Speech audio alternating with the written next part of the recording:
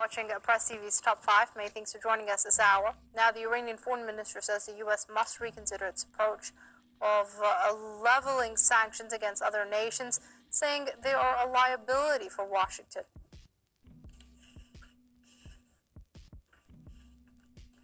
The United States should reconsider its approach to sanctions. Sanctions have never been an asset for the United States. Sanctions are a liability.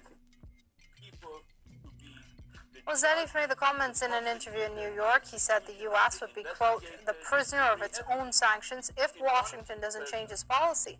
The top Iranian diplomat stressed that the sanctions yield no positive results. Zarif also criticized the United States' refusal to participate in a UN-organized meeting to ban the use of nuclear weapons. He said Tehran would remain committed to its pledge not to ever produce nuclear weapons. Earlier, Zarif had warned that any major violation of the 2015 nuclear deal by the U.S. could lead to the Islamic Republic's withdrawal from the agreement.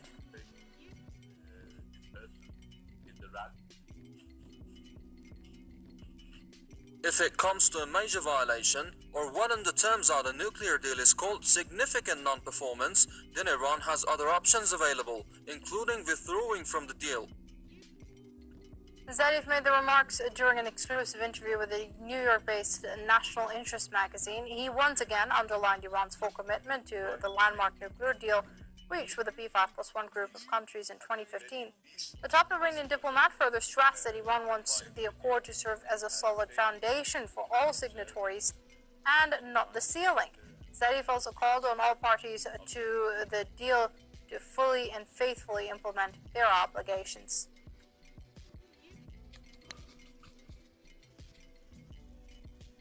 Let's cross over to California. Joining us via Skype is Alexander Azadgan. He's a professor of strategic global management. Many thanks for joining us here on Press TV, Professor Azadgan. Now, a plethora of topics were discussed at the Council on Foreign Relations there in New York. However, of course, the JCPOA took a large chunk of his time when he was speaking there, and particularly the sanctions, where he said that sanctions are a liability and not an asset. That's not how the U.S. sees it, though. Kenny, the whole JCPOA issue has morphed into a witch hunt, but this is not a surprise to many of us who predicted this. The sanctions were never meant to be taken away. The sanctions were meant to be used as a weapon, and Iran was put in between the rock and the hard place with the negotiations. If it didn't negotiate, then the folks at perhaps in Washington would have said Iran is either not negotiating or it's just negotiating for the sake of negotiating. So Iran showed good faith. It made huge compromises that many Iranians are very upset about when it comes to their peaceful nuclear advancements. But of course, sanctions are counterproductive. It's just we are working at the level where bullying others to obey one nation's unilateral sanction should be made illegal at the UN level. Sanctions will only enhance, shall we call, counter and creative ways of circumventing them. But the crux of the matter, Kenny, is that there was never supposed to be a good faith mechanism of processes that were set by Washington. The whole thing has been a smokescreen. Many of us predicted it from the academic, level, not conspiratorial level. Nobody was listening to us. And now we are seeing the manifestation of exactly that. We have records, public records of Mr. Obama and his Secretary of State, Mr. Kerry, saying, more or less admitting that now they have an upper hand on Iran with their cameras and their inspectors and all the interruptions in order to have had access to the most sensitive Iranian facilities in case they want to have a military strike. So I'm afraid a lot of my colleagues in Iran fell for it. But that doesn't mean that there were not men of integrity, men and women of integrity, both within the Islamic Republic of Iran as well as Washington and her, Right. Now, Professor Azadgan, Foreign Minister Javad Zarif did warn that any major violation of the JCPOA could lead to the Islamic Republic's withdrawal from the agreement. What major violation does he speak of? What is happening, what is manifesting right now? It's Washington and Mr. Trump's bullying tactics, we have to see whether these tactics are going to be implemented or whether they're just psychological warfare tactics. But any missile test that Iran does, and these are perfectly within Iran's rights to test its defensive capabilities, are used as an excuse. How many times have I been on press TV where this thing happened, the missile test happened, and Washington abused that? They're going to use this situation with the individual that has been detained in Iran. They're going to try to attach that to JCPOA. In the very beginning, when this happened, they passed the law in U.S. Congress that forced EU nationals, if they visit Iran within a time period, that they will have to get visas if they want to enter the United States. So they will use any pretext, any excuse, which is laughable actually in the international community, in order to manipulate public opinion of this. So this is not going to end. It's going to go on and on and on until we have a regime change in Washington, and by that I mean the impeachment of Mr. Trump and his administration. All right, let's leave it there for now. That's Professor. Now, Moscow has strongly condemned Washington's attempts to set preconditions for the return of Russia's seized diplomatic property. It's like a daylight robbery. They act like bandits on the road. What is it? To take away property which belongs to us according to a bilateral intergovernmental ratified document. And in order to get it back, they act according to the principle, what's mine is mine, what's yours we'll share. Decent people do not behave this way. Lavrov was speaking during an official visit to Belarus for a meeting of the Collective Security Treaty Organization. He noted that some Washington elites are attempting to implicate Russia in the case of non-existing meddling in U.S. internal affairs. The top Russian diplomat emphasized on Kremlin's willingness to establish normal cooperation with all interested countries without exceptions. In December 2016, then-President Barack Obama ordered the seizure of 2 Russian diplomatic compounds in New York and Maryland. 35 Russian diplomats were also expelled on allegations of involvement in hacking the U.S. presidential election campaign. Moscow denies the accusation and has vowed retaliatory measures against Washington if the issue is not resolved by next week. Let's speak to Scott Bennett. He's a former U.S. Army psychological warfare officer, and he joins us via Skype from San Francisco. Many thanks for joining us here on Press TV, Mr. Bennett. Now, the U.S. calls it its demands, so to speak. Russia calls it daylight robbery. What do you see it as? Well, I think Russia and Lavrov are on the right track with regards to this entire situation. They just haven't really spelled it out very clearly. And the situation, of course, is that President Trump or candidate Trump won the election, and the Obama administration went into panic mode, and they were in a state of agony, and they were going to do everything that they possibly could to make it look like Trump was an illegitimate president and that there was Russian collaboration. So they've engineered this entire Russian hacking, Russian meddling, Russian interference, and all of that is being exposed as completely false. Like the book Shattered just indicated, that they sat around with milkshakes for 24 hours and created this false narrative. And Moscow and the Russians are very upset, and they have a right to, when their property is stolen from them. And it should have been immediately returned, of course, under the Trump administration. But now you have the anti-Russian, neoconservative, Zionist elements surrounding Trump, and they are trying to force some sort of a concession out of the Russians. And that concession could involve Syria, it could involve Ukraine, it could involve Crimea.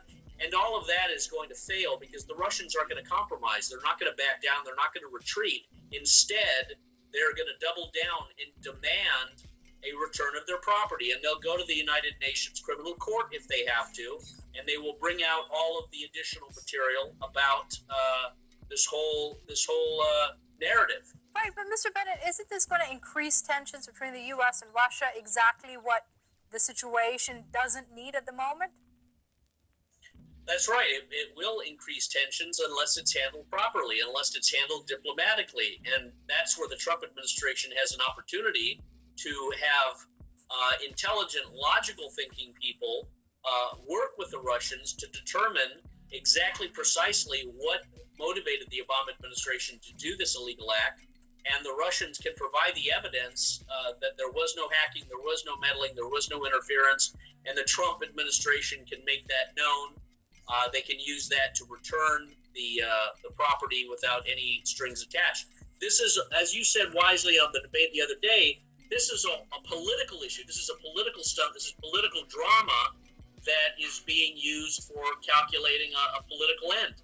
And it's got nothing to do with law. It's got nothing to do with evidence. But I think the Russians are going to demand, with no strings attached, their property, because they are not in violation of any law. They did not violate any of the election standards. And to say that they did is a propaganda stunt by the Obama administration. So if Trump does not recognize it and call it out as an undermining that was done by Obama, then he is going down the same road and going down the same policy, and he might as well be Obama 2.0, not Donald Trump. Okay, let's see how that pans out. We're gonna story about the protests on Saturday in the United States doesn't overlook anything. It needs context. First, there is, of course, as the polling data shows, widespread opposition to Trump's presidency.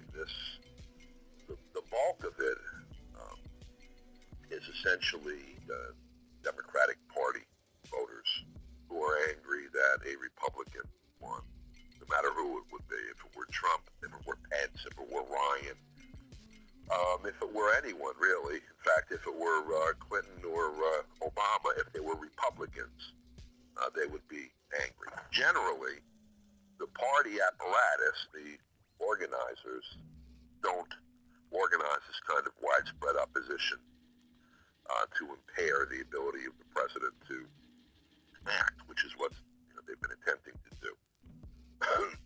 Particularly policy-wise, the real objection that the Democratic Party elite and people that they work for, as well as the Republican Party elite, is the idea of a rapprochement with Russia.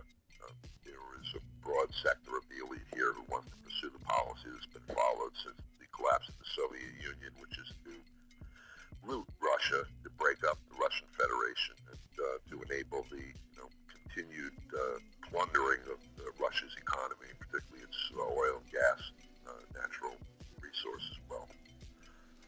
But with respect to Trump and the activities now, you have this Democratic Party opposition that is being fronted by people that were considered part of the radical left, in particular this group, Refuse Fascism, is in essence what's called the Revolutionary Communist Party, which is none of those. It's not revolutionary, it's not communist, and it's not really a party either. It's a cult that is headed by a guy named Bob Avakian. And the headquarters are in the same building. Also another group, the World Can't Wait, that's affiliated with the RCP. They've been pulling stunts since, for example, at the Republican National Convention. There were supposed to be massive protests called by these people. They were going to shut down the RNC, and all of that never happened. A couple of reasons. The organizers showed up, but none of the people that they thought they were going to organize showed up to protest. The only guy who was running for office at that point, because Sanders had already dropped out and backed Clinton, who was saying, I'm going to get you a job. You have Cleveland, the backdrop, empty factories to the city, and there weren't any takers to people saying, let's shut this guy down, while he was saying, I'm going to put you back to work and I'll get those factories open. RCP held a protest there. One of its people tried to light a flag on fire to incite some Trump supporters. They were going to try to incite a fight. Instead, he lit himself on fire. That was about the extent of the outcome of their effort there.